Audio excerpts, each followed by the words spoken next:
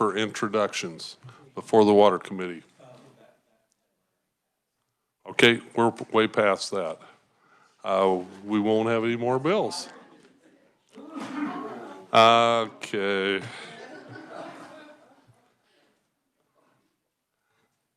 First thing today, committee, I'd like to work the 2477 bill. Seeing that it's not too controversial, there's a chance we can get this on the consent calendar, but we want to see what the wishes of this committee are first. If there is some concern about it, well, I won't go that route, but I'd like to go ahead and work that bill. And first, I would entertain a motion to approve House Bill 2477. Is there a motion? Mr. Vice Chairman? Thank you, Mr. Chair. I move that we approve House Bill 2477. Is there a second? Representative Smith seconds that motion. Okay, we're open for questions or debate on this bill. Are there any? I guess first I should ask Kyle to give us a quick summary. We worked this, took testimony, I believe, on the 29th. So that's been a week ago or more. Yes, Mr. Chairman. House Bill 2477 relates to the Kansas Department of Agriculture. It would require the department to publish a map on the department's official website that shows the location of all applied for diversions of water and requested changes of more than 300 feet.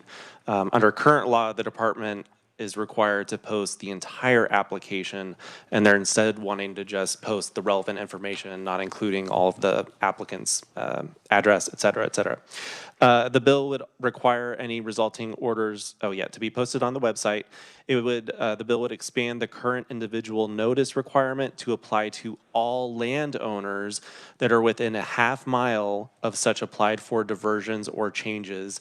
Under current law, the notice only goes to the water right holders with a point of diversion. So now notice would go to all landowners. The bill would also remove the requirement for such individual notice to be made by the department in conjunction with the applicable groundwater management district. Now the department could just make that notice to the landowners on their own. Thank you, Mr. Chairman. Are there any questions for Kyle? Seeing none, Heather, could you give us the fiscal note on this?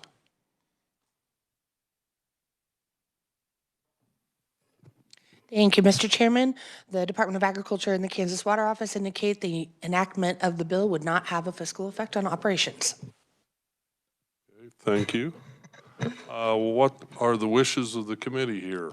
Any discussion? Representative Pishney. Thank you, Mr. Chair. With any bill, with any hearing and so forth, I obviously am interested in proponents and opponents, but what I look at, and I went back and refreshed my memory, is neutral testimony, because sometimes they're not for or against, but they have suggestions for some changes. And we had two neutral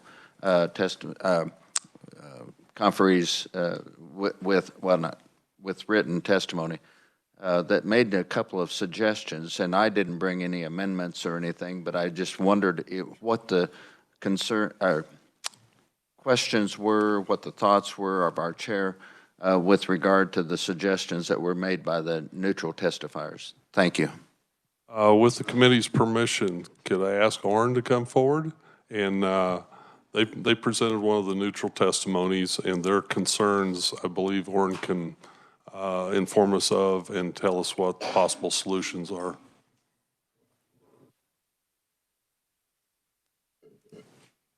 Thank you, Mr. Chair. Thank you for the opportunity to address our neutral testimony. My name is Orrin Farrell. I'm the district manager for Big Bend GMD5. You'll hear me talking at length here in a few minutes. But thank you, Representative Pishney, for the acknowledgement of our testimony. Our contention, we like the bill. Okay, we think it's a good bill for increasing transparency when it comes to change applications and new water rights being applied for with respect to water. The issue we have is with respect to water conservation areas. As proposed, the bill would strike any notification to nearby water right owners, and it seems contradictory to the intention of the rest of the bill, where we're increasing transparency for change applications and new water rights, but yet when it comes to a water conservation area that does many times very similar actions as a change application, is striking that notification completely. We've had conversation with the agency about this and expressed our concerns. I believe we do have a path forward with this, even if it were to pass forward as presented, and we'd work with the agency to implement that notification into regulation as opposed to statute. Thank you, Orrin. Any further questions? Thank you.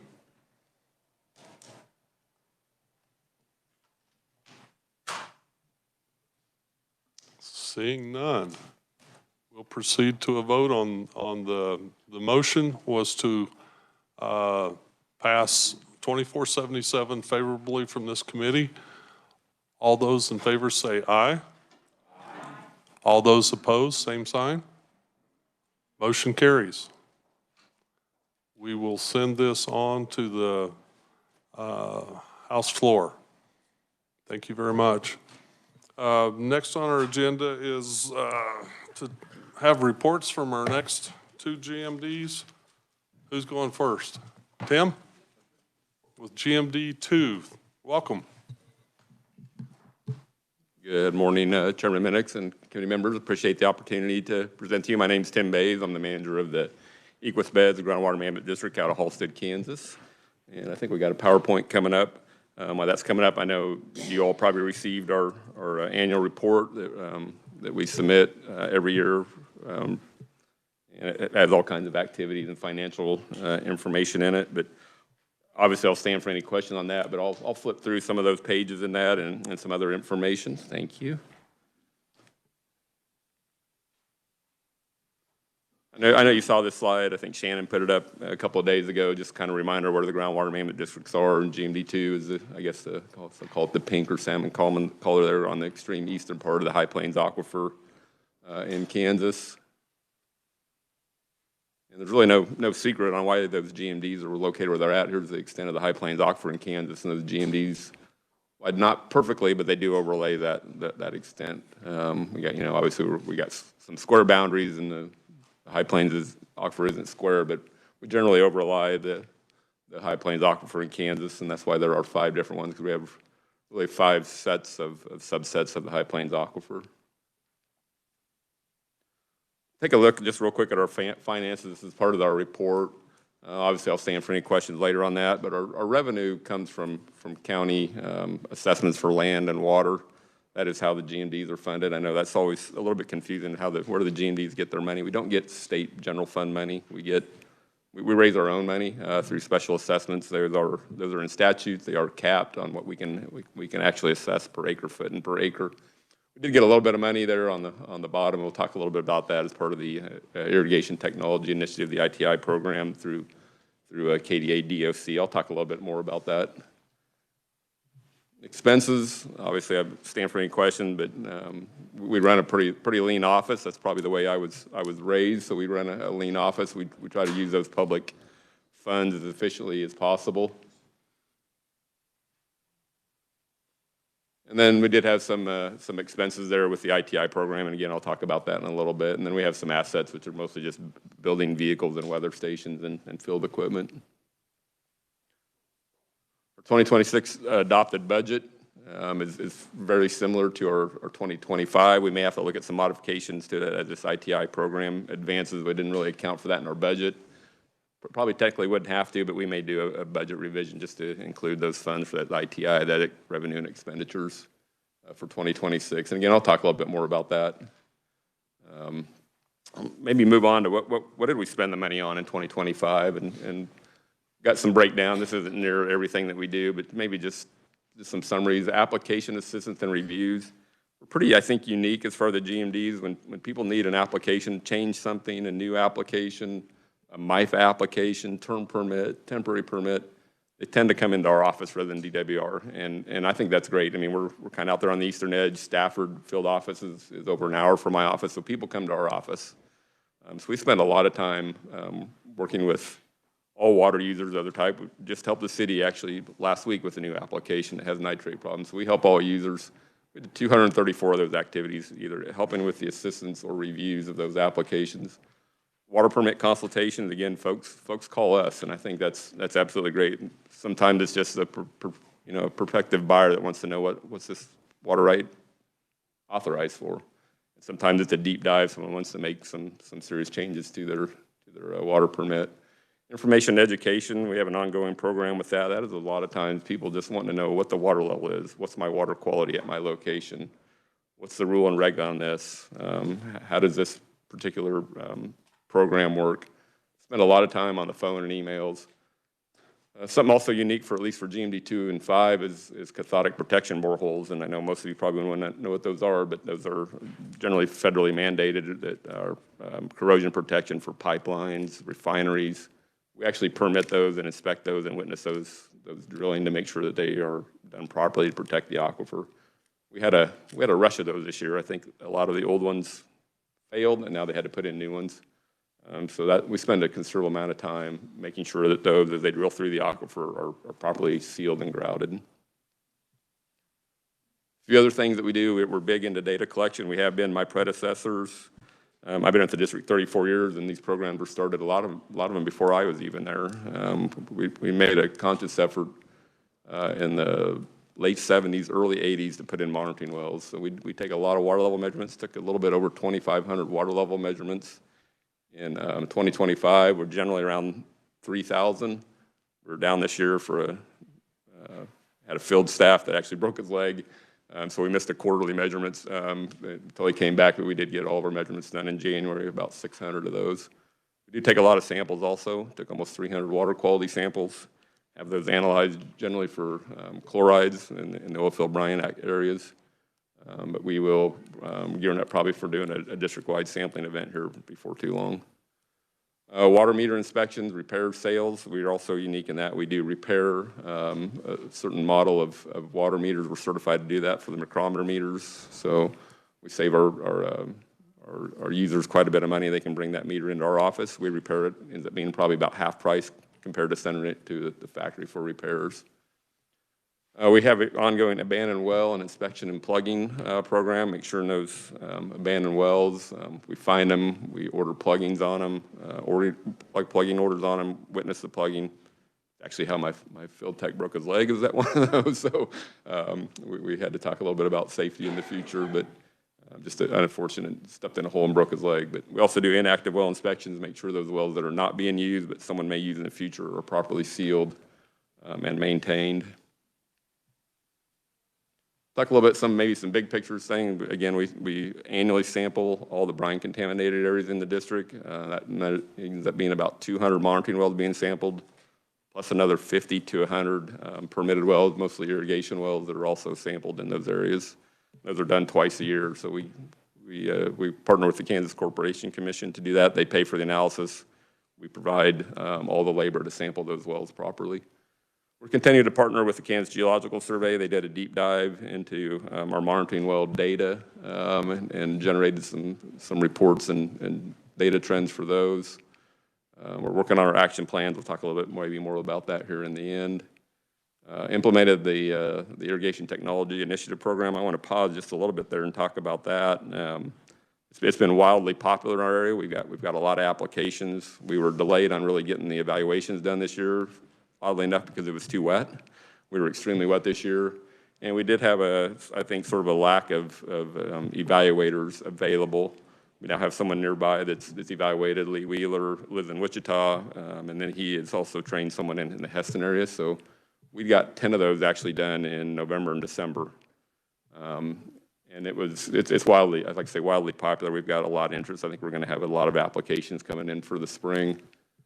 I think the interesting part of that I think maybe our producers in our area or our irrigators, it's a little bit different experience on that evaluation. I want to say 8 out of 10 of the evaluations, I sat in on all of them as they go through those with the producers. Our producers were actually pumping a higher rate than they needed to. So it's a little bit of unique where maybe they were pumping at 800 gallons per minute. They really only needed to be at 700. and can reduce their pressure, which also saves them money on fuel costs, as Chairman Minix, you understand that pretty well. So I think it's a little bit different for our area, where I think we can easily save maybe that 10% just because we're pumping too high of a rate. Just don't need it. If we can get even distribution on that system, most of these needed pressure regulators and nozzle packages. And we went with a little bit higher payoff rate on that at $7,500 per system, which is going to cover maybe not quite all that nozzle package, but pretty close. So I've asked Lee Wheeler, as he's doing those reports, to maybe start at least putting a rough idea or substantiate maybe what that potential water savings is if they make those changes. And I think we're going to be around somewhere around that 10% just by knocking that rate down. So that's been, I think that's very promising for our area. Stand for questions later on that, obviously. We're continuing to have discussions on the Burton chloride plume. I know there was $10 million in the proposed budget that came out of the water office. Whether or not that'll survive, it's, those enhancements are are iffy, but we're going to continue with those discussions with the other agencies and potential stakeholders and partners in the area. Even if that $10 million is not approved, there's some options for the future. It may mean we can't act right away this coming year, but I think there's potential in the future for some other ideas that we're floating around. I sort of want to point out, and I know we've talked about this, is the diversity at GMD2. We're not just dominated by irrigation. Irrigation is the biggest user. This is 1993 to 2023 average of about 179,000 acre feet. Irrigation accounted for about 60% of that. I think the main difference you'll find between GMD2 and the rest is our municipal is about 25% of our use.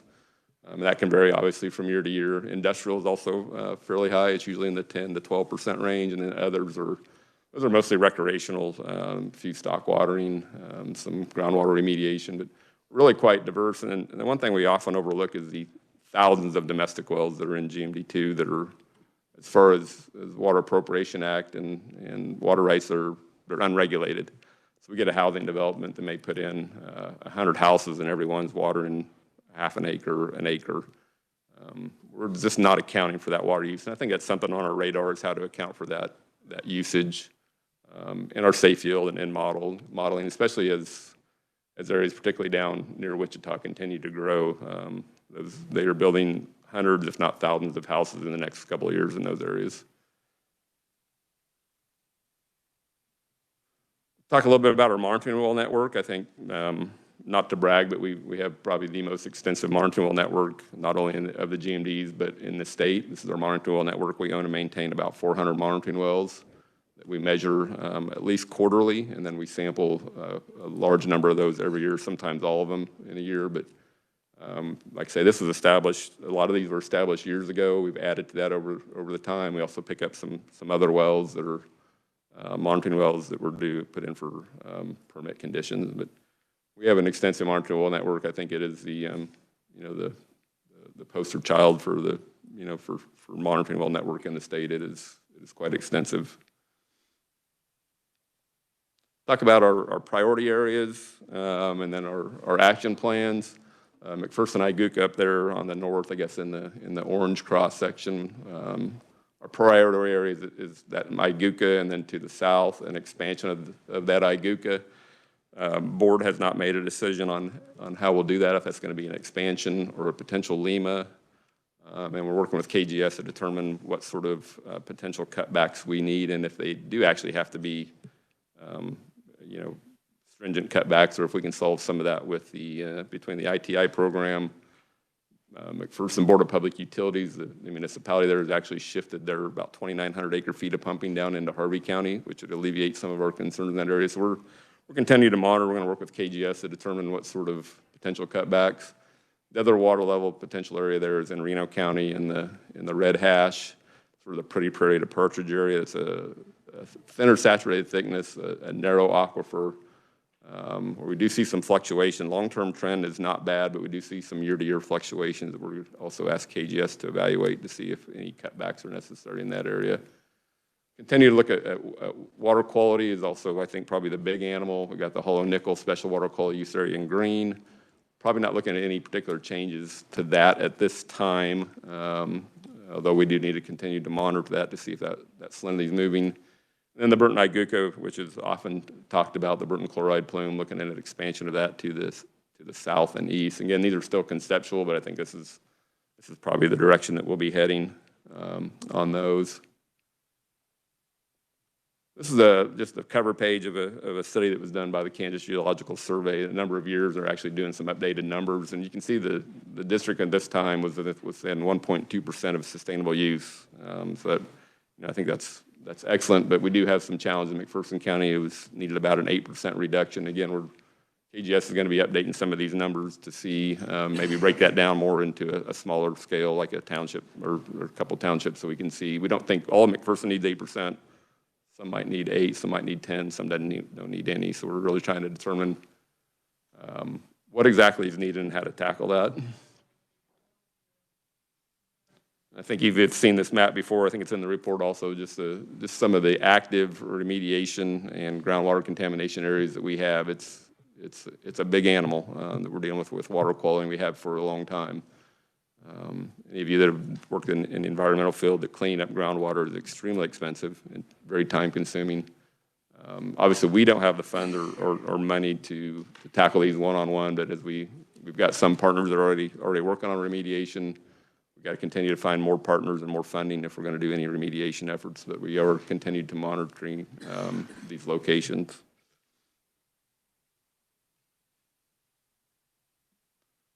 Just a little bit, I did steal these from Brownie Wilson with his permission from KGS. I know Director Calbus talked about water level changes that we saw in 2025.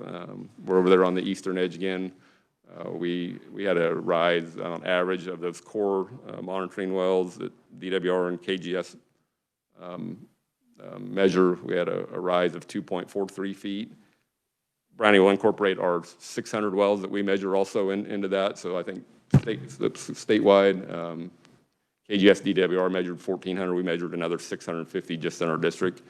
Brownie will be incorporating those. We had some really good rises. Just some more maps I stole here from Brownie and his graphs. There was the change that we saw. GMD2, they're over there on the right side of 2.43 feet. Our average change from 1996 to 2025 was 0.05 negative. So we, on average, our decline per year is 0.05. Doesn't mean we should stick our head in the sand, but that's encouraging. Now, again, McPherson County is different. We had more of an average decline in that area. So we need to continue to not only look at the entire district, but make sure that we're segregating those areas that need reductions. Again, some other maps from KGS. I think these are always interesting to look at if you focus on a GMD2 area starting in 2019 on your lower right. That was an extremely wet year. 2018 was wet. Some of those measurements that we took in 2019 were the highest that we had ever measured. So, and then we had a drought in 2020, had a little bit of a mixed bag in 21, some ups and downs. 2022 was drought. 2023, another year of drought. 2024, a little bit of a mixed bag. We didn't have a lot of change. But during that time, we recorded some of our lowest that we'd measured in some of our monitoring wells. So in a 5 or 6 year period, we measured some of the highest we'd ever measured and some of the lowest that we'd ever measured. That's really what happens in GMD2, and I think this next one really illustrates that. If you looked at the graph that KGS provided, that Director Calbus provided, it's a little overwhelming. You look at this, but you start looking, it's pretty simple. Anything above the line means water levels went up in that year. Anything below the line means water levels went down.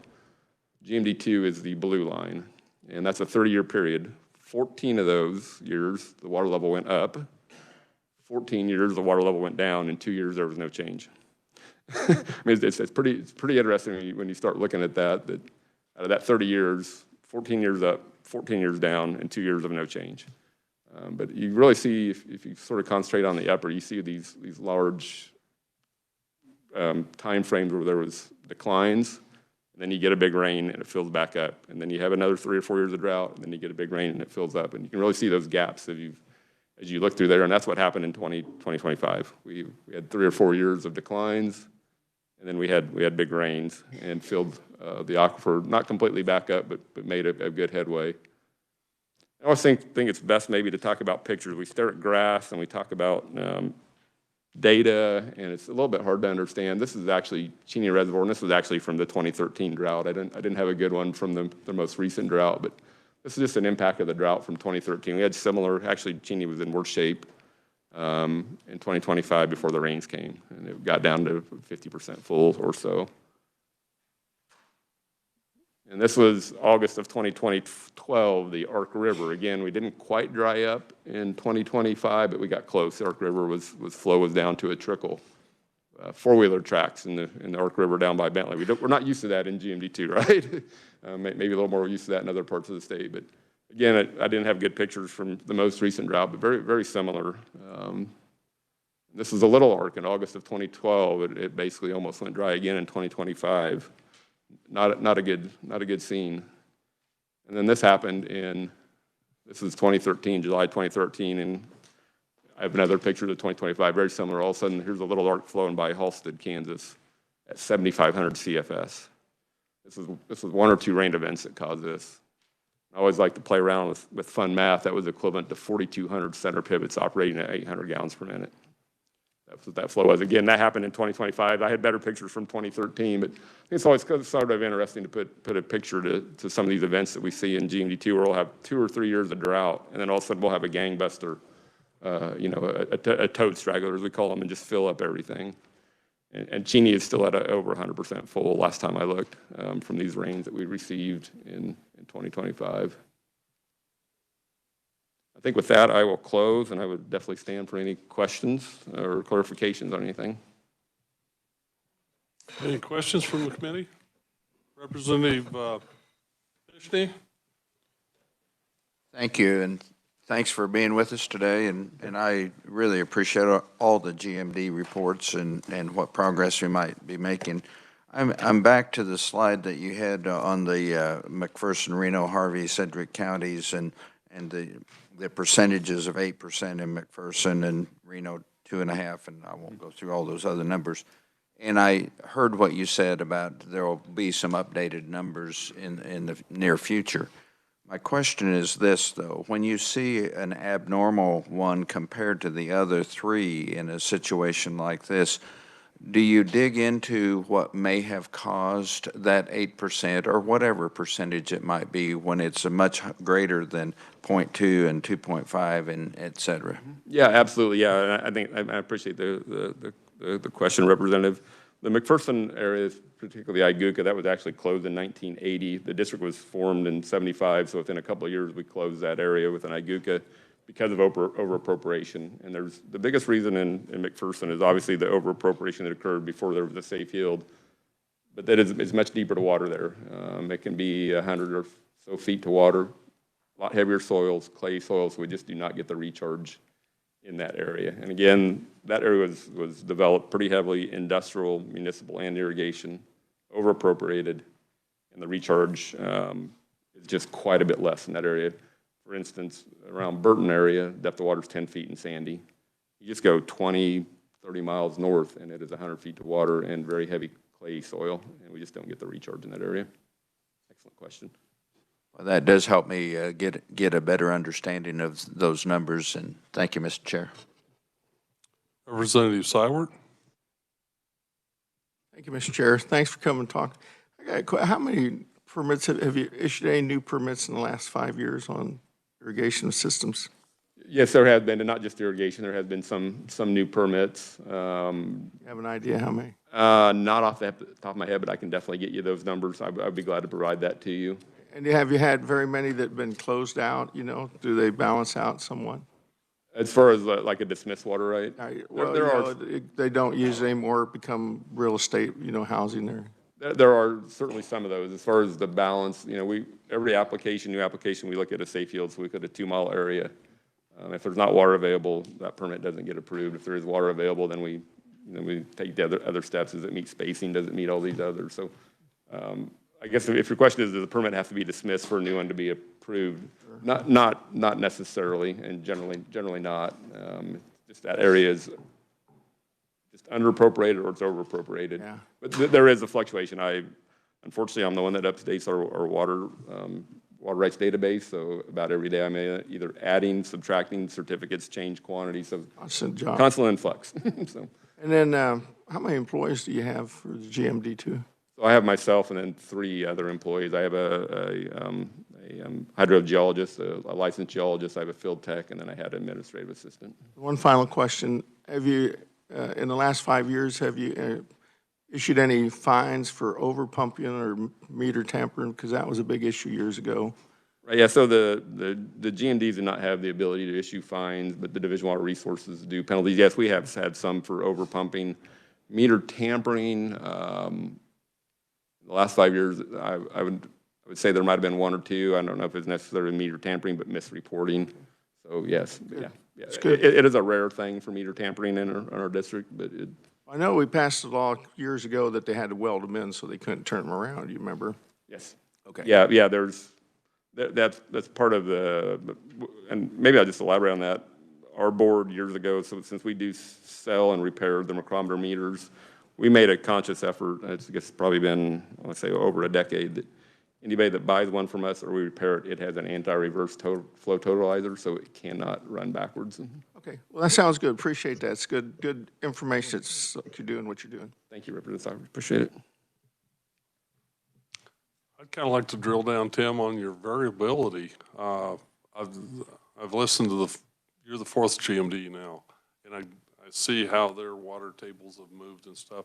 Your aquifer and the Equus beds is it's extremely shallow to the surface, and it's not real thick, and rainfall makes a huge difference on your aquifer. Yeah, it absolutely does. That's part of the KGS study that we found that these high flow events are extremely important for recharging the aquifer. A lot of our streams and rivers are in connection to the aquifers. You get these stream events, they are connected. It does push water into the aquifer. And most of the aquifer is less than 30 feet to water. There are some places that are deeper, like McPherson. And actually, we're deeper than you may think. There are some areas that are almost 300 feet in thickness in our district. Along the old ancestral Ark River channel, sort of from McPherson down through Burton and then towards the Mays area. Some of that is almost 300 feet deep. On the quote Equus beds, how deep are you there? Well, again, I think we consider the whole thing the Equus bed, so it's anywhere from, if you go around near Mays, you can actually hit it with a post hole digger. And then you go to McPherson, it can be over 100 feet. But on average, I would say our average water level, if you took the entire district, would be around 30 feet, and our average thickness would probably be in the 100 to 150 feet thickness. Okay. You've got wells that are checking for contamination, water quality. What things stick out the most as far as, besides the chloride plume, what contamination do you face the most? Nitrates, I think, will be the emerging one and continue. Like I say, I mentioned I just helped the city the other day with a new application because of nitrates. Nitrates are becoming an increasing problem, particularly in Reno County where it is shallower to groundwater. Nitrates, we do have some VOC contamination, some of those organic chemicals, particularly solvents, grain fumigants, some of those. But I think nitrates are they're going to have the target on them, and I think rightfully so. They're affecting not only communities but domestic well owners also. Were you at the water conference last fall? Yes. You heard the presentation from the Nebraska Resource Districts. What did you think of their approach to nitrates?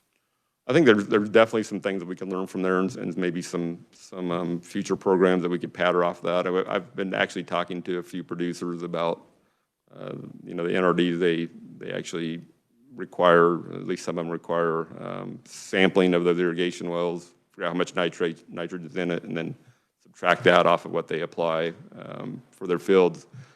And I actually just talked to a producer last week before I came up, and he was encouraged. He said, that makes a lot of sense. Why aren't we doing that? Obviously that takes time and money, and that NRD, I think, was, that gentleman that spoke on that was very interesting. I think they started some of those 20 years ago. They're now starting to see some results. So this isn't you're going to fix it tomorrow kind of problem, but I think it's certainly something that we'd be willing to take on to start trying to address that nitrogen issue. There are at least trending the right direction. Absolutely, absolutely, yeah, I saw that as encouraging. yeah. Representative Cywart, did you have a question? Yes, thank you. Just trying to refresh too, we've been working together quite a bit on, is there still about 800 permits in Harvey, about 880 in Sedgwick County, and about 1,200 in Reno? Is that still about correct according to the records?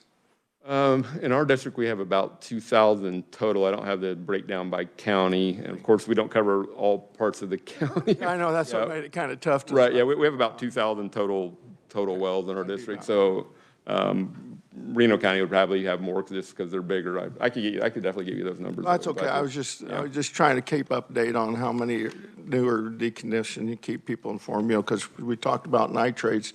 If you remember years ago, Prairie Prairie was diagnosed as the cause of over-irrigation and high nitrates, and that became the point source of pollution. That scares me for agriculture, because if they determine that's the point of pollution, then the agriculture is going to be reliable for that.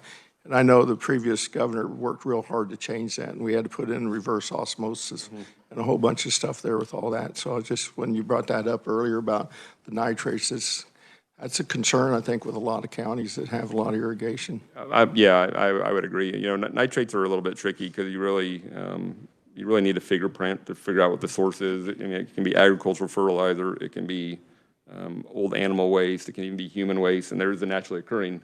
And that's what we found in Prairie Prairie. It was a mix of all those with agricultural nitrates, nitrogen being the major component of that.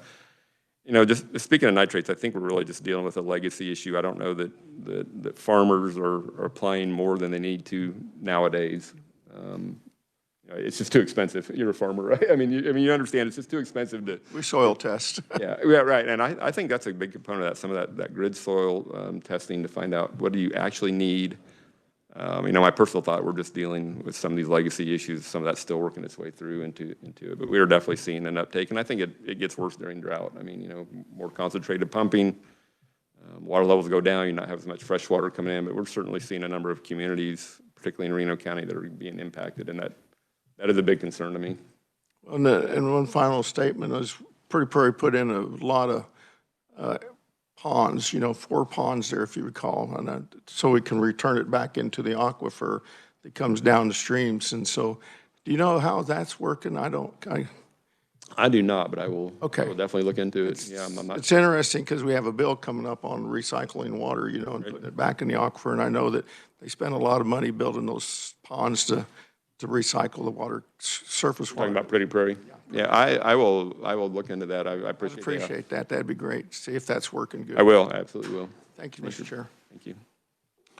The watershed that drains into Cheney is within your GMD, correct? It is it's in both Orange, the GMD5 and GMD2 that drains into Cheney, right? Yeah, the Cheney watershed. So The water quality going into Cheney seems to be far better than many other spots in the state. yeah, it is quite good. There's been a lot of work in that watershed. There's a group, the Cheney watershed group, that's been active for years to really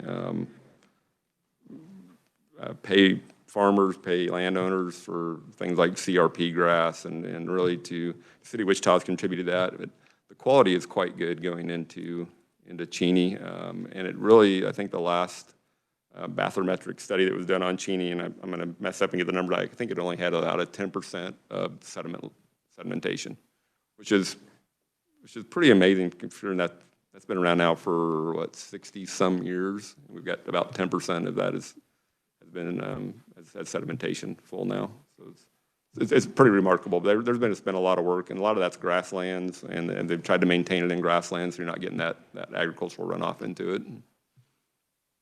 As we look across the state, there are some best management practices that happen in some areas that it appears to me that other areas need to watch and try to copy some of those things. And the Cheney collection area there seems to have done a good job through the years. So if you're a resident of Wichita, you're benefiting from the things that happened 30, 40 years ago upstream. Yeah, there's actually a couple of programs, and that's an excellent. I think Cheney is really sort of the start of how to look on how to do that. There's also some other programs through K-State that reduce even the load coming down the Little Arc. They'd actually do a trade-off if someone's developing something in Wichita, rather than controlling their erosion and their runoff in there, they'll actually pay to help with that program upstream so that water coming down the Little Arc is clean. So there's been some really good innovative, I mean, I would encourage anybody to look at those programs. They've been very successful. Any further questions? Representative Blex. Thank you for that. That Cheney program is a direct result of City of Wichita putting in a lot of money for some fantastic BMPs long before it got popular. I would agree. I was listening to country music long before it got cool. City of Wichita was putting money in there and really doing some good things and set the model for the other states, and probably done a lot to prolong. The problems would be a lot worse if it hadn't been done now. Thank you, Mr. Chair. I would agree with you. Very good comment. Seeing no other questions. Thank you very much, Tim. Thank you. Appreciate it. I'm sorry, Representative Pishney?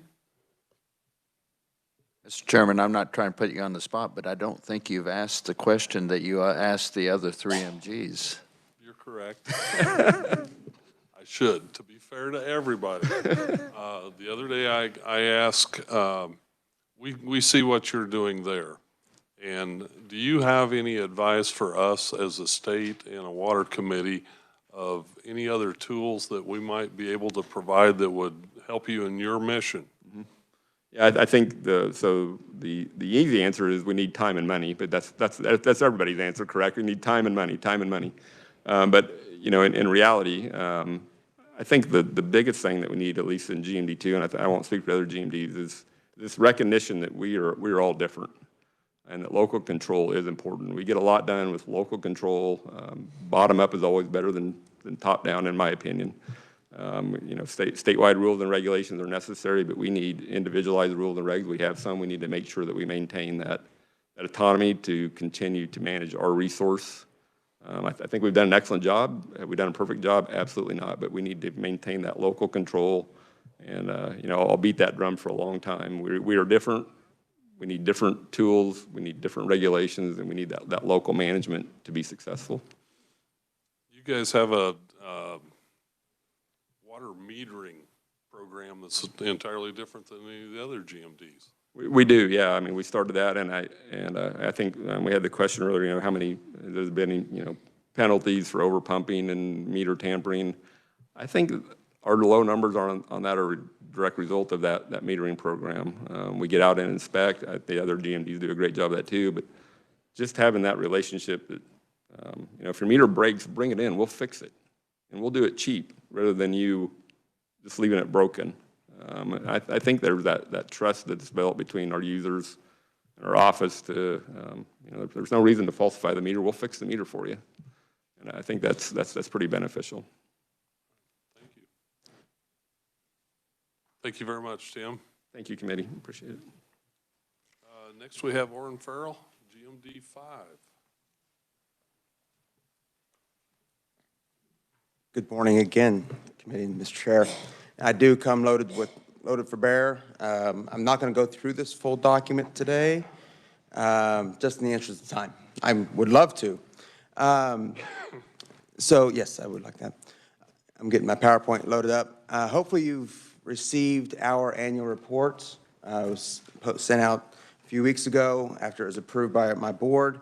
But to kind of highlight some of the things in it, and to, again, not belabor the point about all this 20-some-odd page report, I want to boil it down to some things that are going on and kind of highlight some activities of the district, because there's a lot going on, and I'll get to that in a second as well. So here's a few stats. I'm a numbers guy. I'm a data guy. So I asked my staff, okay, what have you guys been doing in 2025? Put the numbers to it. I said, well, okay. And so application reviews, we sit in the same town as a field office for DWR. So folks don't typically come to our office to actually file the applications or to get assistance with filling them out. We typically they'll go down to the field office to get that assistance, but that application does come through our office to review those. And so in 2025, I tallied up, we had about 75, almost 80 of those applications come through for a variety of reasons, and I'll touch on those here in a second as well. Field investigations, it's a little bit different. It's not a meter problem. It's not anything like that. Typically, it's something that we have runoff from a stock pond that's exceeding the tank, and it's just running rampant and using excess water. Those types of things, we go out and inspect, make sure that the water is being used appropriately. If it's an end gun spraying on the road, we'll go out there and inspect those and write that producer up and direct them to fix that within a very short amount of time, or we will follow up with the county attorney and have done that in the past. Then we have our flow meter inspections. We do quite a few of these where we go out and just check the meter, make sure it's installed properly, operating correctly. But if it's not, we can also offer our flow meter testing. We have 3 certified flow meter testers in our office where we can go out and check those meters, make sure they're working properly. And if they're not, again, go back and get those fixed. ITI, I'm going to touch on this a little bit further. ITI, that acronym really kind of got started in GMD5. Like many other programs, it started in the Rattlesnake Creek region with a program called CIG, the SIG program. With our partners at Nature Conservancy, K-State, and others, we kind of spearheaded the idea of we need to take a good look at what the technology is and take a good look at how it's being used today before we start throwing money at trying to fix the problem. We need to evaluate those systems. And so we did about 50 of those under SIG. In the Rattlesnake, we're approaching 20 completed evaluations under ITI with another handful, probably 5, almost 10 that are active right now awaiting evaluation by that irrigation engineer. So we really enjoyed this program. We think it's, like others have said previously, it is just getting started. And we encourage this committee to help, continues to support that program going forward, with, whether it be support of the concept, but also more importantly, money. We need the assistance to make sure that program is funded going forward with those state dollars, because we do see a savings. In the SIG program, we saw that producers were saving 10 to 15% with no change to their bottom line, just by taking a good look and getting a better understanding of what their system was currently doing and fixing the small things they needed to get fixed to improve that efficiency. And their bottom line, they saved energy and they also saved water. And so we saw those numbers, and we do have those numbers in reports if the committee would like to see those. Monitoring data collection, we do a lot of this, and we're expanding this process going forward. We did about 1,200, almost 1,300 water level measurements throughout the districts. We do some on a monthly basis, we do some on a quarterly, and we do quite a few on the annual. I have 2 field techs that go out and do those measurements. And are very experienced at doing that, and they do a great job. I'm hoping they're watching online today, and so it's a big kudos to them on what they're doing. Water quality. We are just getting started here as well. In 2025, we collected about 150 samples. We analyzed over 100, more than that when folks bring those samples into us. We do have a lab in our office. We offer that analysis for no charge. We sample and analyze for chloride content and for nitrates. We're not certified, but we do at least want to lower that bar so folks can get a handle on what their water quality is that they're drinking on a daily basis. We really are trying to focus on domestic wells to try and get those wells sampled so that they know what they're drinking. That's the big issue. And again, I cannot tout enough on my staff. They have really spearheaded the sampling and the analysis and are doing a great job with that. So again, I know they're watching, or they should be watching online, and I know they're doing a great job. Weather stations, we own and operate 12 weather stations throughout our districts to provide real-time evapotranspiration numbers of what the plants are using in the region, so that irrigators can then apply their water appropriately and schedule when they need to apply that water, as opposed to just turning it on and I hope it doesn't rain, and just keep it flowing. So we really are proud of that program. We did about 72 inspections on those stations just to make sure they're operating properly. Office visits, we had about 250. We don't keep very good numbers of these on the outreach and phone calls just because we're busy. And so we could sit there and tally all those numbers all day, but we'd be sitting counting beans, and we're not bean management, we're water management. So we're out there in the field doing all that stuff. Outreach, we had 8 outreach meetings in October, 1 in each county, and that's specifically for our action plan development. We went to each county and had an outreach meeting focused on what do you want to see happen. We identified the issues and just let the conversation flow. What do you want to see happen? Had very good conversation in several of those meetings. Decent attendance. It was in October. With it being as wet as it was, harvest got delayed, and so guys were still in the field. So it was a little bit of difficulty getting some of the producers to show up. But we sent notice of those meetings to every landowner in the district. That was intentional.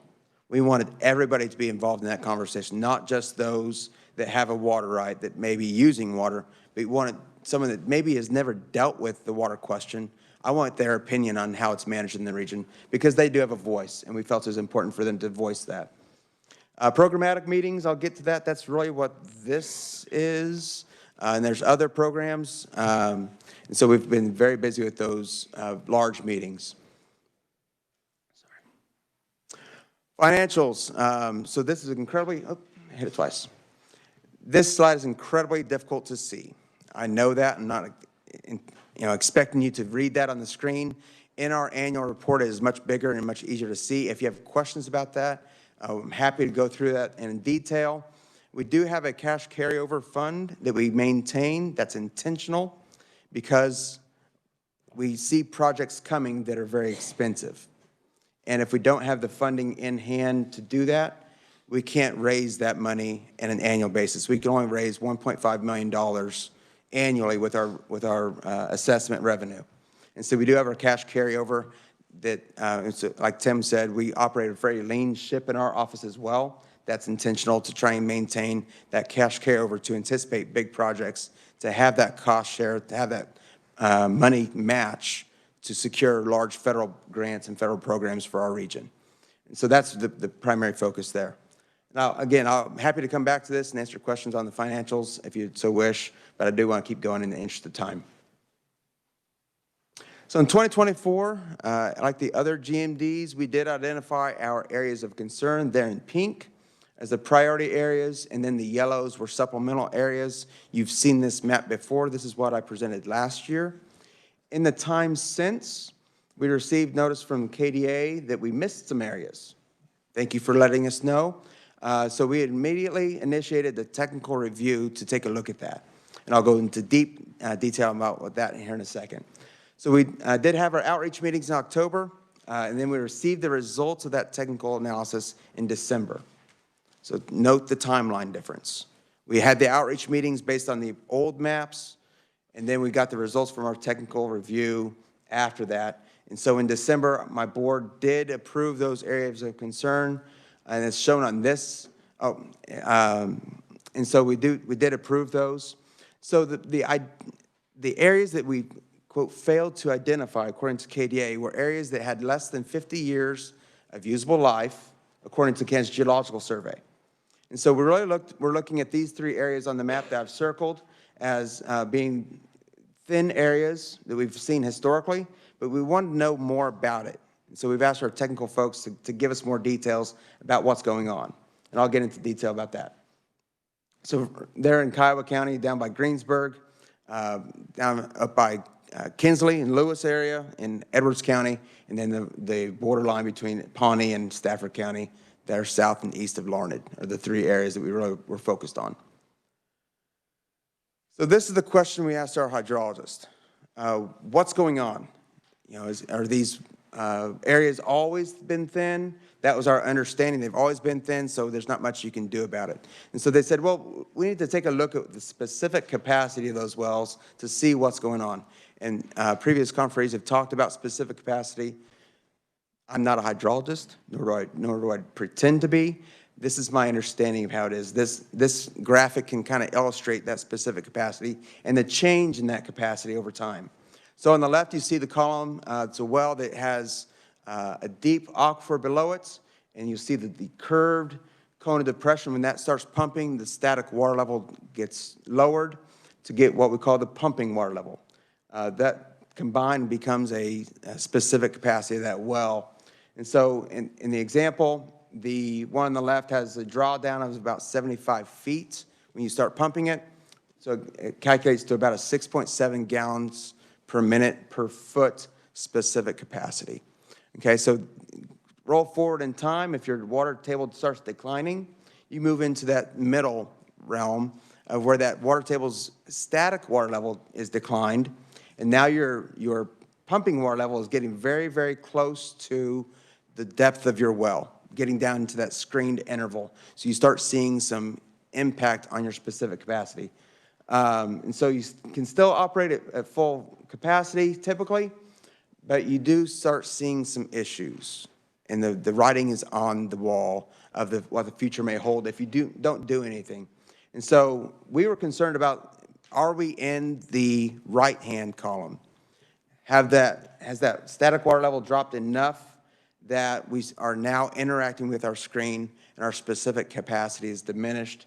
And so you no longer have the drawdown of 75 feet because there's not that much water left. So your specific capacity drops from 6.5 down to 5 gallons per minute per foot. And so your ability to maintain population or maintain production from that well is decreased. And so this is the question we were asking our hydrologist: which of these three scenarios are those areas in? So they created, with their assistance, we created this very, very busy map. Red areas overlie on top of each other. And so in the next few slides, I'm going to identify those new areas. We did identify our new areas of concern that had 50 years of life or left, 50 years of life left or less. And so they said, well, you do have quite a few areas that meet that criteria, but they are really separated into three different categories. So in the yellow, I've highlighted what we call the fringe areas. These are areas that have always been thin. They're on the edges of the aquifer. The aquifer just kind of pinches out, and there's not much capacity there. You also don't find very many production wells in those areas either. And so it's typically just domestic use. The water table is not changing, and it's not very responsive to those recharge events. So there's not much management that could be done, because if Mother Nature's not when it does put water back, it doesn't respond, then management choices may not be a very effective tool in those regions. The second category, what we consider stable areas, in green, these are areas that have less than 50 years. The water table over the last 40 years is very, very stable, almost a flat line. However, we do see that fluctuation in the water table. So it is responding to pumping, it is responding to those recharge events. So management could be an option if at some point we see that trend change from a stable to a declining category. And the last one, you can kind of see the writing on the wall, it's a decline area. So these areas, there's about 7 of them in Edwards and Kiowa County that we identified as 50 years of life or less. They have a decline rate over that 40-year time frame, but in the last 10 years, it's been very, very stable. But the long-term history, we see a decline rate. When I say decline rate, it's on the magnitude of 0.1, 0.2 feet per year. So we're talking this as an idea, okay? We're not talking feet per year, 0.1, 0.2 feet per year over that long-term average. But these also respond to pumping. These also respond to recharge events. So there's a capability for management if we so need to, if those trends change. You know, some of these areas are very, very small. 1, maybe 2 sections in size. So that's typically going to be 1 producer, maybe 2 producers that you would be impacting if you were to come in with management. And so our view, and again, it's up to the discretion of my board and to our public, the action plan is still under development. So you'll notice in our annual report, we don't have anything in there saying this is what we're going to be doing. That's intentional. It's not to hide anything. It's still at the mercy or at the discretion of our public about what they want to see happen. Our job is to identify them. Their job is to say, okay, this is our path. This is what we want to do with it. I have my annual meeting coming up in 2 weeks. We'd love to see you there. Shameless plug. And we're going to be presenting an early draft of an action plan to them for their first look, get their feedback, and then revise and take another look at it and do another set of outreach meetings coming up in the coming months. I'm getting a little bit ahead of myself because I get excited. Sorry, I'm a preacher's son, former preacher's son, so I can talk a lot, and I tend to talk fast. Nitrates has been identified before. The pink dots, those are those sampling efforts that we and the public have been doing. Those are samples brought into our office in 24 and 25. I do have some numbers on that, if you bear with me. We had about almost 382 of those pink samples taken and analyzed in our office over that 2-year period. We are targeting the green areas, the green dots on the map. Those are GMD5 observation wells. Those are wells that we own and we maintain. Those are the ones we're going to be going out and doing sampling on this year with the assistance of Kansas Geological Survey and Fort Hays State with some interns. So we're working through the process there, but we are going to be doing district-wide sampling throughout our observation wells this year. Additionally, you'll notice in the southwest portion down in Kiowa County, north of Greensburg, we're going to be working with Kansas Geological Survey to install new observation wells to fill in some of those gaps for water quality and water quantity analysis going forward. And so get more locations out there to fill in gaps to make sure we have a better handle going forward with respect to water quality. I do not have numbers yet on concentrations. It's a little bit premature to get there. Again, shameless plug for what my staff do. They go out and measure several wells, about 200 wells in January themselves across my 2 staff. Then they go back and then they start crunching numbers. They put this map together for a presentation at our annual meeting. You guys are the first ones to see this map. It's going to be presented at the annual meeting in a few weeks. I like looking at the stats on the right-hand side. So average change this last year from January to January, it was 1.59 feet rise, average. So you can kind of say, oh, we're doing great. Take a look at what's going on in the maximums. We had a 7-foot rise in one location. We also had a 4-foot decline. Now that 4-foot decline, we're going back out to double check that. We're also double checking our 7-foot rise. Just make sure those aren't some kind of anomaly that is weird. Like typically what we anticipate seeing is a mismeasurement in a year previous or a mismeasurement this year. So we're just going out and double check those numbers, make sure that we're representative and not blowing smoke up where it shouldn't be blown. Again, shameless plug for upcoming meetings. We have a lot going on in the next few weeks. Our revised management program was approved by the chief engineer here a month ago. And so we are going to be having our public hearing, and that's a mistake on the slide. It's actually 3 p.m. as the public hearing, not 3:30. If you come at 3:30, you're going to be there for my board meeting. But we're going to have our public hearing at 3 o'clock in St. John on that management program. And then following that at 7 o'clock, we'll be having our annual meeting. We share that annual meeting with the water bank as well. Going to be getting activity reports, election of directors. You're also going to get a pretty good update on this document here. Okay, and that's the next thing. Watershed plan, you've heard me talk at length about this, right? This time last year, this document was not available for public review. It's coming close. In February, we went through that process, received over 100 comments on the plan. And so in the time since, we've been revising and addressing those comments. This document is now final.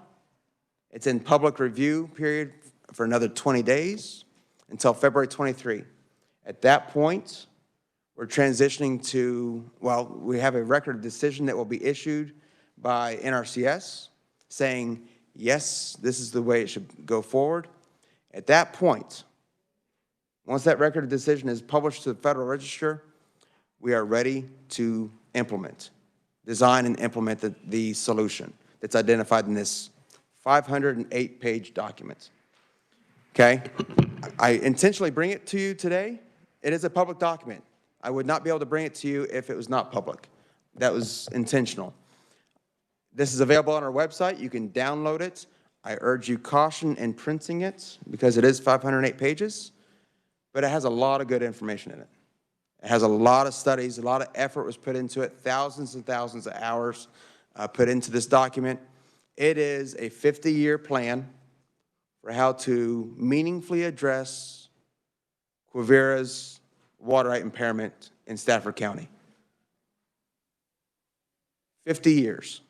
And I am saying meaningfully address on purpose. It is not the jurisdiction of GMD5 to say that impairment's been resolved or it's fixed. That's not our jurisdiction. That jurisdiction lies with the chief engineer, and we respect that. What we're doing is making a significant effort to meaningfully address it so that future generations don't have to come up with a new plan. I grew up in Stafford County, right, Brett? We grew up in Stafford County. This has been something that's been hanging over my head, been hanging over my kids' heads. I don't want it hanging over my grandkids' heads about what's going on. We are going to resolve this thing as best we can. Okay? And I can go into more details and answer questions. I'm sure there's going to be some questions, but I'll leave it out there for that. Again, outreach meetings will be coming up in hopefully March or April before those producers get in the field in a major way, get their input on the action plan. And then we're going to be finalizing the action plan in June in anticipation of that July deadline to the chief engineer. And with that, I stand ready for questions. I think we still have some time, maybe. Representative Sywert. Thank you, Mr. Chair. That's a pretty impressive little book there. I have 6 of these at the office as well. Just one quick question for you is about how many active points of irrigation do you have in your district? We have approximately 4,500 active points of diversion. That's all uses. If you're to glean out just the irrigation, you're going to be sitting probably, and it's off the top of my head, it's probably about 4,000. Okay. That's kind of like I said, that's purely off the top of my head. Thank you. Thank you, Mr. Chair. Representative Vaughn. Thank you, Mr. Chair. I'm sorry, I just missed the last question, but I was just going to ask if you could share the general elements of the watershed plan. Sure.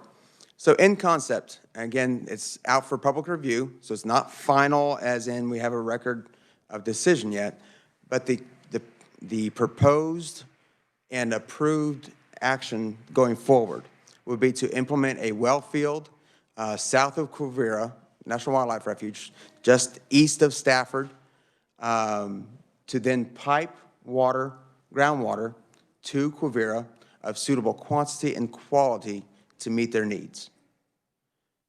Okay, and how that's designed, specific number of wells and their locations, that's still to be engineered. But we do have a scope of how many, about 50 wells would be implemented that would be pumping at about 200 to 250 gallons per minute. So very small production per location, but we need that number of wells to get the capacity to supply that water to the north to the creek. So that's piece one. Piece two, not to be overshadowed, is a water right retirement program. So targeting a region around St. John to retire 2,500 acre feet of water from that region. It's primarily within Stafford County, but we'd be retiring it. We'd be paying for it. So utilizing federal dollars at 75%, plus our monies and private monies, and we can happy to pass a hat toward that fund, we'd be retiring water rights at market value, probably market value plus. Those are property rights. Those are developed and perfected historically. We respect that. We're not going to say we're going to come in and take those. We've been accused in the past of saying, well, GMD is going to come in and take those water rights from us. That's not the case. That couldn't be further from the truth. We're going to be paying market value for those water rights. Those water rights would then be retired and off the books. The idea there is that is a region that the Rattlesnake Creek responds very quickly to any pumping in that region. So minimize the impact of that pumping right there where it makes the most impact. That's the goal. And there's other pieces to it as well that are very, very minor, but those are the two keystone pieces. Thank you. On the well fields, I mean, how much are you anticipating those water rights are going to cost? Are your assessments going to cover that? What's kind of the financing plan for that? Sure. So the well field itself, so that area is closed to new appropriations. Our entire district has been since '93. However, there are exceptions to that district closure for projects like this. That was put in place a decade ago in anticipation of trying to find a resolution. With the blessing of Kansas Department of Agriculture, I should say. And so there are exceptions to that, and so this would be an appropriated set of water rights that would be new on the books for that well field. That's part of the idea behind the water right retirement, is to offset some of that use and utilize some of that water where production is not currently going on. There are primarily no significant, there's some, but not very many production wells in that well field area. The water is too salty. So the production agriculture did not take off at that rate in that area. And so what we're saying is that if it was not closed to new appropriations, that water would be available for appropriation. There's water available for beneficial use. What we're saying is let's put that to beneficial use to resolve the issue. So then just one last follow-up. If the water is salty, I mean, is the quality sufficient for augmenting the wildlife refuge? Yes, great question. And folks don't tend to pay attention to that, so thank you. Quivira National Wildlife Refuge is not a freshwater system. It is a saltwater system. Little salt marsh, big salt marsh. And so we've been working with Kansas Kansas Department of Health and Environment that regulates the water quality on Rattlesnake Creek to make sure that whatever water that we would be putting into the creek would be meeting their criteria and their requirements for that delivery. And so, yes, it would be salt water that we would be delivering to a salt creek on the Rattlesnake for use in the salt marsh at a threshold that is suitable for their needs, not more brackish or not less brackish than what they're needing. Okay, last one, I promise. Just kind of thinking about the timeline of all of this. So obviously, still needs to be finalized. But assuming you're moving forward with an augmentation project, what do you see the implementation timeline of that looking like? Today. That's a little bit of tongue-in-cheek. We currently have received appropriation money from the federal government today. It's sitting in NRCS books for this project to the tune of $4.2 million for implementation year one. That is already available to us. Once we get through the record decision, we can then mobilize with implementing this project immediately. It will take approximately, as it's scoped out, a year to 2 years for design and engineering of the well field. I would anticipate in 2027 we'd be starting to see wells being installed in that region. But in 2026, we're going to be talking with producers for the water right component, for the water right retirement component, to be doing that on day one. So be mobilizing that quickly because it's not, doesn't require engineering and design for that. It's purely administrative. Here real quick. Warren, do you have a map? And I remember looking at the maps, and there really isn't a salt problem farther west on the Rattlesnake Creek in Stafford County. But the little salt marsh and the big salt marsh there in Quivira, and then the area you're talking about pumping into is just a little bit southeast of there, northeast of Stafford, has natural salt formation underneath it. You're getting closer to Hutchinson, to the salt mines and everything. It's naturally occurring there. It's been there forever. If there's some infiltration or movement down and through the water layers and stuff, that salt actually would probably move back towards your well field. And direction-wise, that's kind of the way the streams flow there. This is almost like a recycle deal where we're moving it back to habitat for the birds, but eventually it will, as if you see a map of the area, there is very little irrigation development right there because the water's too salty to put out on crops. And yet the habitat and the forages and stuff that are in the Quivira are the ones that are, they've adapted to the salt and it won't harm them at all. So it does make a lot of sense when you look at it. If within your book here, I'm sure you have maps of this. When you see it, it makes all kinds of sense. Yeah, so the maps you're talking about, so if you were to take a look at our district, there's a highway that runs north-south that completely bisects our district. It's Highway 281. Runs straight through Great Bend, through St. John, down to Pratt. Highway 281 is a convenient kind of visual marker of where that upper layer of bedrock or shale overlays the deeper Permian layer that is very, very brackish. That Permian layer is open and exposed to our aquifer in the east.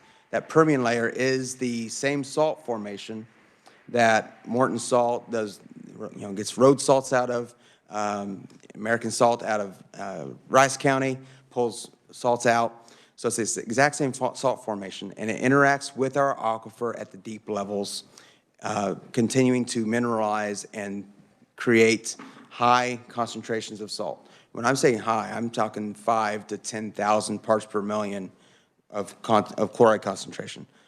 A kind of perspective, safe drinking is 250. So magnitude's different. And so what we're proposing is to install this well field. There's a reason we're doing a 250 gallon per minute wells. Stay shallow, close to the surface, and stay away from that very, very brackish water down low. And so the idea would not be to create a hole for that water to get into, but rather take the top layer off that is a little bit salty. It's very, very similar salt concentration of what Quivira needs, and to supply that water. And again, taking a look at our recharge rates, it just makes sense. If you could make a copy of that map and send it to the members of the committee, I'd appreciate it. Sure. Representative Helwig? Thank you, Mr. Chair. Thank you for being here. And I think you've kind of answered question, listened to the previous questions. I was looking at your budget. You have a carryover between 4,000 and 6,000 every year. But then when I look at proposed budget for 2027, you got 3.7 million coming in. I'm guessing that is that federal grant now? Yes, And then that's accurate. you're going to have 12 million in expenditures. So you're expecting this project to cost what, and over how long are you going to be phasing this money in? So as scoped out, watershed plan is scoped out to cost approximately $61 million total over the 5-year time frame. So it's not an even distribution, and those figures are in here as well, so you can know exactly what the budgets are. 3.6 is what's anticipated for 2027 for expenditures. We're going to be doing a revised budget for 2026 to be able to utilize that 4.2 coming in from the federal government. But to answer your question, $61 million total. That includes a piece of that is GMD5's obligation. So 75% of the implementation is federal dollars, but 25% is mine. I have to come up with that. So that's the reason for that cash carryover historically, is in anticipation of this high dollar project coming online. Thank you, Mr. Chair. $16 million. 6-0. 16. 6-1. Yours is 25%. Yes, Six. yes. Sorry. Thank you. Representative Blacks?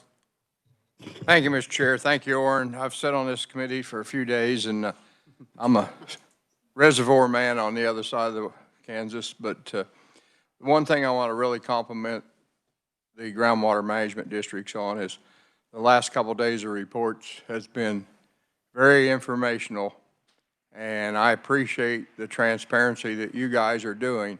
You've made some big strides. I appreciate the fact that this committee you're following a lot of legislative intent and giving us what we've asked for. And sometimes we know there's a nut in the bolt, but sometimes we have a little problem cross-threading it, getting it on. So I appreciate all the, it's been the last couple of days really been good for the transparency and what you've been doing. Thank you. Thank you, Mr. Chair. Appreciate that. Representative Sywert? Mr. Chair, I was going to ask you, do you do the IUGAs?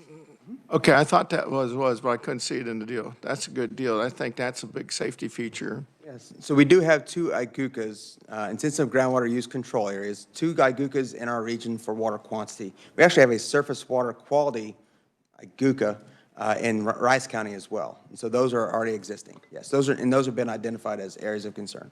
And one final question, if I can. Can I get you, you seem to be very knowledgeable, and just going through your stuff is amazing. We're trucking in the salt mines, you brought that up a minute ago, and, you know, the nitrates, and we're trucking in manure from western Kansas and putting it in the salt mines. What's your opinion of that? What happens if that, you know, you've heard of Caryville and all those, you mentioned a bunch of them from Lyons. What if that rock ledge or whatever breaks and that water gets into the manure and salt? What do we have there, a malt? Maybe. From my understanding, and again, I'm not a geologist, so I defer to hopefully some experts in the room. My understanding is that those layers are much deeper than our aquifer that we use for production. Right. The bottom of, or the top of the bedrock in my district, the deepest part is 250 feet. And so our bedrock sits above those layers. And so we have a sheet of protection from that. Now, in the east part, where the Permian, that formation is interacting, I believe that that's deep enough that we're not going to see that infiltration. Again, in the east, you don't see much production, and so you don't see that water getting pulled up from the bottom. Correct. And if you know of some of those abandoned wells, please let us know, and we're going to get out there and take a look at it. Thank you. Representative Pickert. Thank you, Mr. Chair. Orrin, this has been a fun presentation to hear. I remember last year you kind of like, I've got a secret and I can't tell. You know? So the suspense has been rising, and it sounds like a really neat plan. I'm real excited for the area. We're very excited to have this thing, you know, to have the sheet unveiled and let folks take a good deep dive into it. Like I said, we received over 100 individual comments. Some of those comments were hundreds of themselves on different aspects of this plan. And so that's, in my opinion, good policy. That's how you develop good policy. You put together a plan, let the public pick it apart, say this is what you did well with, this is what you failed with, go back, revise, and fix it, and come back to them again with a better plan. And that's what, very biased perspective, that's what this plan is. It's gone through that evaluation both from the federal, state, and local levels to make sure it meets regulatory compliance, but also the proverbial sniff test of common sense. Well, congratulations. Thank you. Now we'll watch the implementation. Yes. Okay. Yes. Representative Fairchild. Thank you, Mr. Chairman. You mentioned the water retirement program, and I'm not familiar with that. You know, we're involved in the water leasing program. You know, we've leased out our ground for 5 years. So is the water retirement program something that's separate from the water leasing program? It can be. It can be. So as we're evaluating and developing that, how we're going to implement that water right retirement program, as I envision it, again, it's up to the discretion of my board and committees, of the values, my vision of it is it'd be a tiered approach. And so if you wanted to continue with that leasing program, you would get a different payment rate than if your neighbor were to want to retire that water right. It'd be a higher payment rate, but have that tiered together at the same time.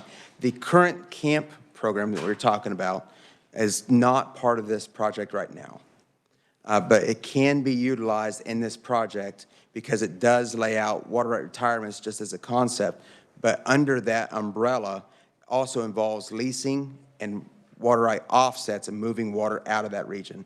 So in some effort of pulling 2,500 acre feet off the books, so to speak, in that region. So if that's a permanent retirement, probably going to get a pretty high payment rate. If it's a temporary lease, it's probably going to get something less, but they can work together. Does that help? I think so, but I mean, basically those of us who entered into that 5-year water leasing program, that's still going to continue, but then there's going to also be another option for water retirement or, Yes. or for a longer leasing program Correct. after that. Yeah, that is our goal. Yes. Representative Gardner. Thank you, Mr. Chair, and thank you for your presentation. As I listened to your presentation, it didn't escape me that this groundwater district includes the Arkansas River in Edwards County, and we're being asked here during this session to give approval for the transfer of water out of the groundwater management district, and wells that are legally there and have been there a long time. And my experience there back in the late 70s and up in the 80s, those wells weren't being used very much at that time. I don't think have been used extensively since that time, but the water rights exist. Now, the proposal is turn those wells back on and use them 12 months a year to supply municipal water. Can you give us an educated opinion about what impact that's going to have on the aquifer there and on the water along the river? Sure. I'll do my best. It's been, I'll be honest, I've had my primary focus on this beast over here in the Rattlesnake for the time since. A little bit of history. I became manager in August of 2012. February of 2013, Quivira filed impairment of their water right in February, so just a few months later. And then in July, the City of Hayes filed their change applications for their water rights. So it's been a few days since I've looked at that specifically. In 2016, those applications came before my office to say, should this go forward or not, when it was a pure water right change application. We're not talking water transfer, we're talking the change applications. In that process, GMD5 did recommend approval of those applications as presented. Taking a look at the hydrology of what the impact might be, a variety of modeling. City of Hayes and Russell contracted with Burns and McDonnell to utilize modeling to evaluate the impact of pumping in that region. We had our hydrologist out of Albuquerque, who is the author of the same model, take a look at it as well to make sure that everything was above board and the numbers made sense. And they said, yes, numbers make sense. As my memory serves, if you were to take a look at that R9 ranch, they're going to be moving those wells inward from the borders and combining multiple irrigation water rights together to create a series of municipal wells that meet municipal standards. And those wells are, like I said, closer in from the borders to minimize impacts to their neighbors is a primary piece. Second, when you look at the water level change at their borders, if my memory serves, after 25 years, it'd be a half-foot decline over what was gone on in the past. So our board felt half a foot is still within the realm of reasonable, and so we're not going to hold them to a different standard than we would for, say, a dairy that came in or some other entity that came in wanting to do the same types of change applications. So they did recommend approval of those in 2016. Since then, obviously, we've gone through the water transfer hearings. I was a part of that process as a party because we do have a management program that impacts that region. So we were a party. I have, testimonies out there, I'm sure, on YouTube of my opinions at the time. My personal opinion is, so long as the applications are done according to the law, just like we'd be holding others to that same standard, it goes forward. That's my personal opinion. And to date, I believe that they've done that. So should it transfer, should it not? That's for a court, for a judge to decide at this point. Okay, thank you very much, and thank you, Mr. Chair. Thank you, committee. We are out of time, but I want to thank you very much, Warren. Great deal of information here today, and I appreciate it very much. Thank you for your time, folks. We'll see you on February 17th. We are adjourned.